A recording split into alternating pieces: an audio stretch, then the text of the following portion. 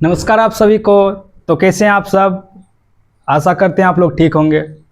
घबराइए नहीं, आज हम सिलेबस पर चर्चा नहीं करना है, आज हम सिलेबस नहीं पढ़ेंगे। आज हम एक महत्वपूर्ण पर्व दीपावली पर चर्चा करने आए हैं। तो सबसे पहले बुजुर्गों को मेरा प्रणाम, छोटे भाई बहनों को मेरा स्नेह एंड मेरे मित्रगण को राम राम जी। तो आज हम दीपावली पर आइए चर्चा करते हैं। हमारी हैसियत नहीं है भगवान राम के बारे में बोलने का, फिर भी हमने थोड़ा सा कोशिश की है, तो आइए हम उन पर चर्चा करते हैं। जैसा आप सभी को पता है कि दीपावली क्यों मनाया जाता है।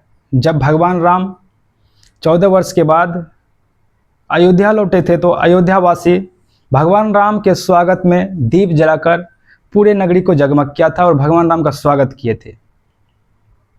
जैसा आप सभी को पता है कि इस दिन पूरे विश्व में, पूरे देश में हर्षोल्लास के साथ दीपावली मनाया जाता है। दीपावली प्रकाशों का पर्व है। दीपावली हमें सिखाती है जैसे दीप अंधकार को मिटाते हैं, वैसे ही हमें भी अपने जीवन से अज्ञान, आलस्य और बुराई को मिटानी चाहिए, दूर कर देनी चाहिए। भगवान राम को हम मर्यादा पुरुषोत्तम राम के नाम से भी जानते हैं।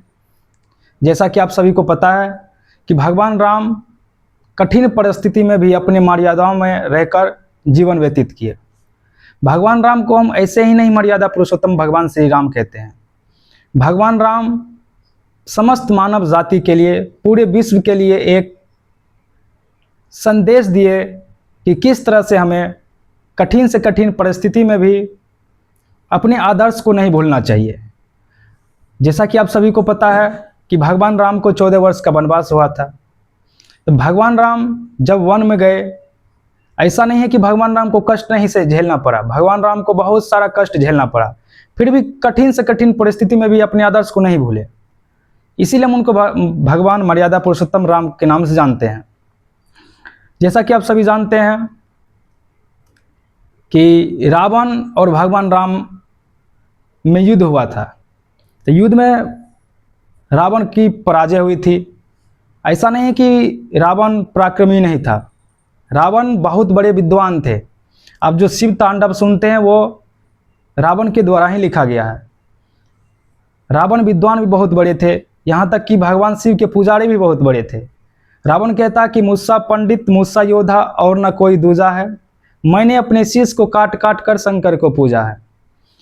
रावण बहुत बड़े विद्वान थे, उन पे एक ही चीज़ भारी पड़ गया, भगवान राम का चरित्र और विनम्रता।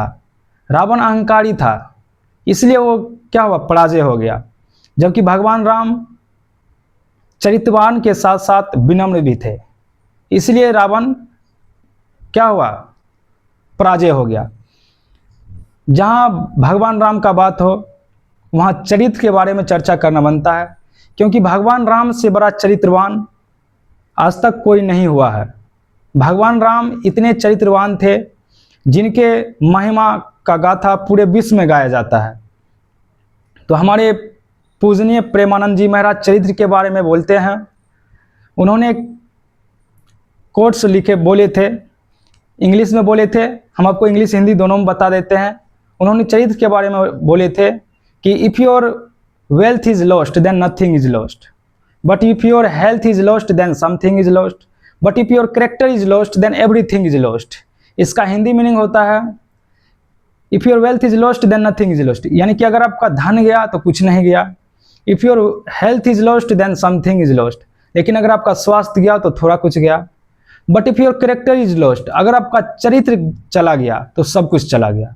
तो प्रेमानंद जी महाराज चरित्र के बारे में बोलते हैं ये। तो विद्यार्थी जीवन में चरित्र का बहुत बड़ा योगदान होता है। हमें भगवान राम के मार्गदर्शन पर चलना चाहिए। हमें भगवान राम को सिर्फ पूजना नहीं है, भगवान राम को जीना भी, अपने जीवन में भी लाना है। आज देख रहे हैं कि समाज में अलग अलग प्रकार की बुराइयों का विस्तार हो रहा है, इन्हें कौन रोक सकता है? हम सब मिलके रोक सकते हैं। सिर्फ भगवान राम को पूजने से नहीं काम चलने वाला, भगवान राम को हमको जीना होगा। समाज में देखा जा रहा है कि भाई भाई में लड़ाई हो रहा है, जबकि भगवान राम हमें संदेश देते हैं। त्रेता युग में जन्मे भगवान राम हमें ये संदेश देते हैं कि हमें आपस में स्नेह से रहना चाहिए। जैसा कि आप सभी को पता कि भगवान राम को जब 14 वर्ष का वनवास हुआ तो भरत को गद्दी सौंपा गया था, लेकिन भरत उस राजगद्दी को लेने से बिल्कुल ही मना कर दिया। भरत भगवान राम के खड़ाओं को सिंहासन पर एक के शासन करने का काम किया। ऐसा बिल्कुल भी नहीं है कि उन्होंने भगवान राम के जाने के बाद खुद राजा बन गया और राज चलाना शुरू किया। तो भगवान राम से हमें सीखना चाहिए। त्रेता युग में जन्मे मर्यादा पुरुषोत्तम भगवान राम समाज को एक दिशा दिखाते हैं कि किस तरह से हमें आपस में स्नेह से मिलजुल कर रहना चाहिए। तो समाज में अलग अलग प्रकार की बुराइयां आजकल फैलने जा रही है। भाई भाई को मार दे जा रहा है, थोड़ा थोड़ा सा संपत्ति के लिए भाई भाई में झगड़ा हो रहा है। झगड़ा तक तो ठीक है, यहाँ तक देखा जा रहा है कि भाई को जान से मार दिया जा रहा है। तो हमें भगवान राम को जीना शुरू करना होगा, तभी जाके हमारे समाज से बुराई खत्म होगी। ऐसा बिल्कुल भी नहीं है कि हम किसी पर ब्लेम कर दे रहे, इसके कारण ऐसा हो रहा, उसके कारण ऐसा हो रहा है। हमें खुद एक जिम्मेदार नागरिक बनना होगा। भगवान राम के आदर्शों को हम अपने जीवन में उतारना होगा, तब जाके समाज में क्या होगा, बदलाव होना शुरू होगा।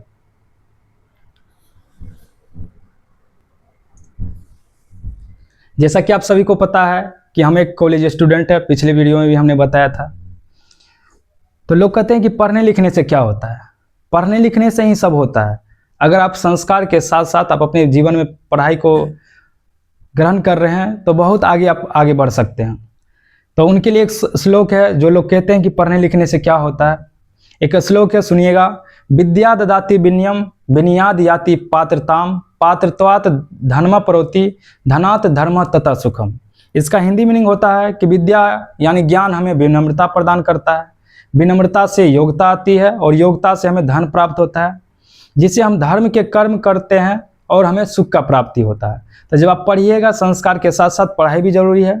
संस्कार आने के बाद आप में खुद ब खुद विनम्रता आ ही जाता है। अभी हम आपको बताएं कि भगवान राम का यह विशेषता था कि उनमें विनम्रता था, वो चरित्रवान थे। तो भगवान राम से हमें विद्यार्थियों को बहुत कुछ सीखने को मिलता है।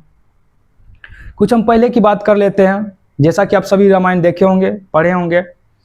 आप एक श्लोक सुनते होंगे या कह सकते हैं कहावत सुनते होंगे कि गांव में बुजुर्ग सब बोलते हैं कि जब कोई आपस में लड़ता है, समझाने पर नहीं समझता, तब सुनते होंगे वो कहते हैं कि विनाश काले विपरीत बुद्धि। यानी कि जब आदमी का विनाश आता है तो उनका बुद्धि क्या होता है, भ्रष्ट हो जाता है। तो ये रामायण में उस समय लिखा गया था जब भगवान राम को माता सीता कहती है कि हमें सोने का हिरण चाहिए। तो भगवान राम भी भ्रमित होकर उस सोने के हिरण के पीछे भागते हैं। वहाँ पे एक श्लोक लिखा गया था इसके बारे में। तो पूरा श्लोक क्या, सुनिएगा। ना निर्मिता केन ना दृष्ट पूर्वा ना सूर्यते हेममयी कुरंगनी तदापि तृष्णा रघुनंदस्य विनाश काले विपरीत बुद्धि। इसका हिंदी मीनिंग होता है कि सोने की हिरण ना ही किसी के द्वारा बनाई गई थी, ना ही देखी गई थी, ना ही सुनी गई थी। फिर भी देखिए भगवान मर्यादा पुरुषोत्तम भगवान श्री राम का मति किस तरह से भ्रमित हो गया। उसी संदर्भ में कहा गया था कि विनाश काले विपरीत बुद्धि, यानी कि जब आदमी का विनाश आता है तो उसका बुद्धि क्या होता है, भ्रष्ट हो जाता है। तो हमें इन सब चीज़ों से सीखना चाहिए।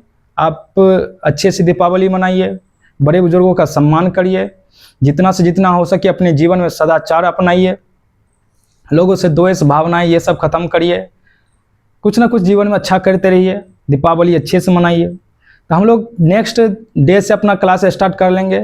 तो आज बिल्कुल भी आपको पढ़ना नहीं है, एकदम जाइए गांव में घूमिए, बड़े बुजुर्गों का आशीर्वाद लीजिए, स्नेह से मिठाई खाइए, पटाखा जलाइए, खुशी मनाइए।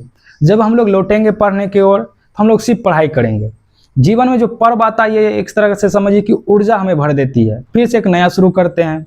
जब हमें पढ़ने का समय होता था हमें सिर्फ पढ़ना है। त्यौहार आता है, अभी दीपावली है, दीपावली के बाद छठ है। तो छठ का भी आप लोग को अग्रिम शुभकामनाएं, ढेर ढेर सारी शुभकामनाएं आप सभी को।